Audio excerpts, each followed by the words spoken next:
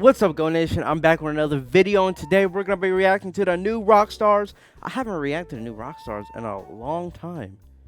It's been a minute, but we're going to react to them. We got Eric Voss in this video. You know what time it is. Today we're going to be reacting to Loki Time Slipping Explained. Why he's broken. He's a broken man. He's a broken god. He's a broken, what is he, god of mischief. Right? I think that's something right. But anyways, I was gonna get straight to the video, but don't forget to hit the like and subscribe button because we're on the road to 200 subs. First of all, I want to say thank you guys for 200 subs. 200 subs, 100 subs. It made me so happy when we hit 100 subs. I was like, oh, we actually hit it. Oh, I was excited, bro. I was like, yo, I was actually doing like flips and cartwheels, and I was like doing the splits out of nowhere. Then I jumped off a building, and I was like, I believe I can fly. And I was like, whoa, that was crazy.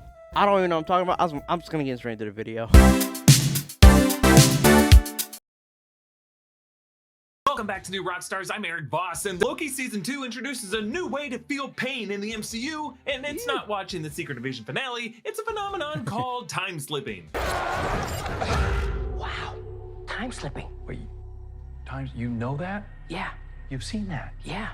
Can you fix that? No, it's impossible to time slip in the TVA. Time slipping. Something that, when you take it frame by frame, looks especially disgusting. Loki stretches his hands up in front of his face, causing them to tug away from his arms down to the sides like hardened bubblegum stuck to a sidewalk. Then, when he twists into nothingness, he reappears, and for a single frame, you can see his face contorted in a way that his right eyeball is exposed in his red eye socket. And then a single frame later, his head splits in half, so that his screaming mouth is a foot lower and his furrowed brow is somewhere else. Next, when we see Loki time slipping in the time theater, for a few frames he does the Neo Matrix bullet dodge pose until he's taken to a jet ski parking lot where an inflatable balloon man is downright bullying him. So what is time slipping? Well, this trailer starts to give us a definition, but the exact definition of time slipping in the context of the broader MCU is a concept that requires further insight, especially when we try to compare it to the glitching we see in the Spider-Verse movies. So in this video, I'm gonna explain what it really is, because the answer to that question really defines what exactly Loki is all about.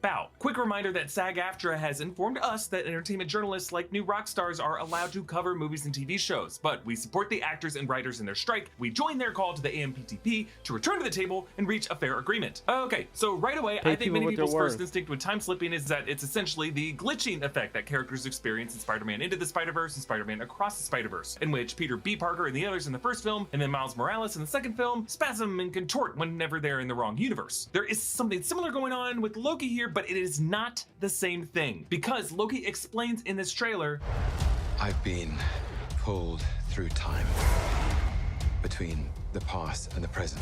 If what I saw is true, there's nothing to stand between this world and utter destruction.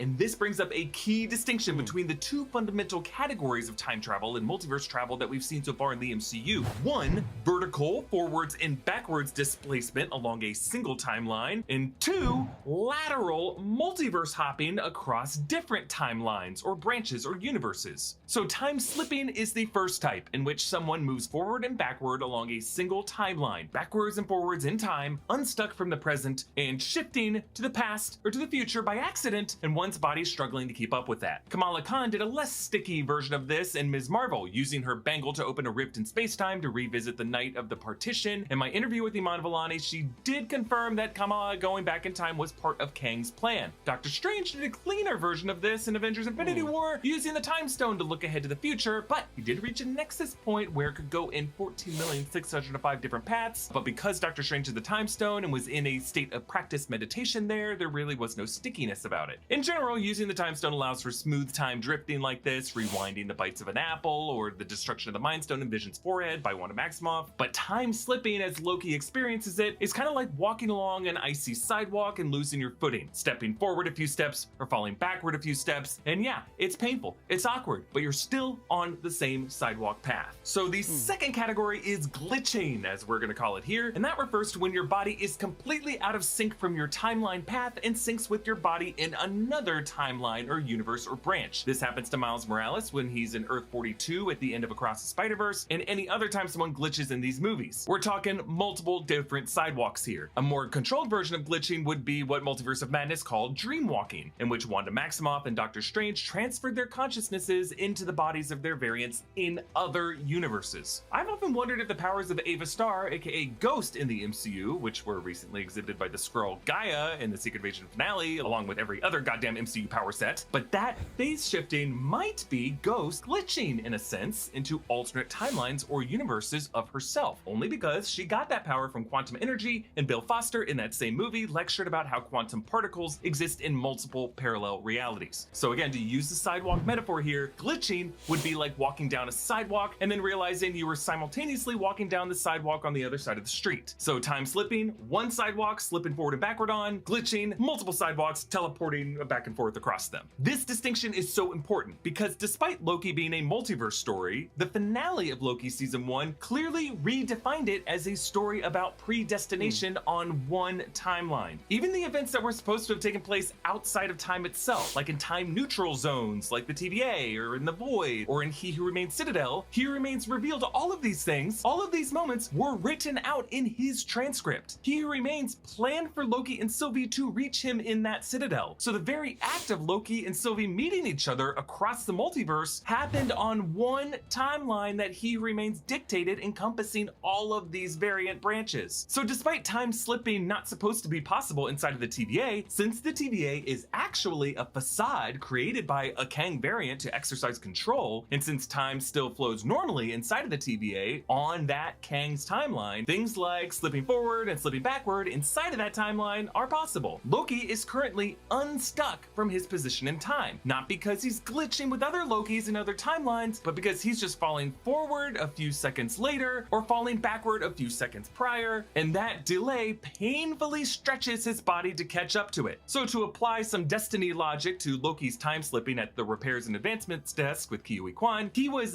destined to raise his hands in that defensive gesture to brace against the time slipping that would happen, and he was destined to retract his head in pain, and those reactions caused his body to contort sharply to where he was destined to go. He jolts because in the future he reacts to jolting. It's a closed loop, but really this is just a way of saying if Loki could accept the fact that he's temporarily unstuck in time and that he's time slipping and just stay still and move only with intent, that slippage won't be as violent. This is the lesson learned by characters like Billy Pilgrim and Kurt Vonnegut's Slaughterhouse-5 or Desmond Hume in Lost, two other famous characters who become unstuck in time like this. They just have to breathe, calm down, and accept that their consciousnesses are just gonna jump forward and backward to random points on their lifelines and just sit back and enjoy the ride. Actually, for Desmond, this process slowly kills him until he finally steadies out with his constant penny in Lost's best episode, The Constant. And I bring up The Constant because something similar may be occurring between Loki and his constant, Sylvie, whose world we see in this trailer inside of a record store also seems to be unraveling from her point of view. Their time slippage may be a linked phenomenon that can only be cured when these two multiversal dance partners reunite. Let me know what you think is going on here, and subscribe to all three channels of the New Rockstars Network, the main channel, the deep dive, and the break room. You can follow me on all social platforms at EAVoss. Thanks for watching. Bye. Well, I have a theory. I think they just want Loki to be time slipping so he can flip back his hair like that, because that's like a signature thing I've noticed about his character. He's always flipping back his hair like that. I don't know. But hey, another great video from Eric Voss, New Rockstars. Y'all always killing it, bro. Y'all are the best at what you guys do. Y'all are goats. Anyways, guys, if you enjoyed the video, make sure you hit that like and subscribe button. Leave a comment or two. You already know what to do. Go Nation. I'm out.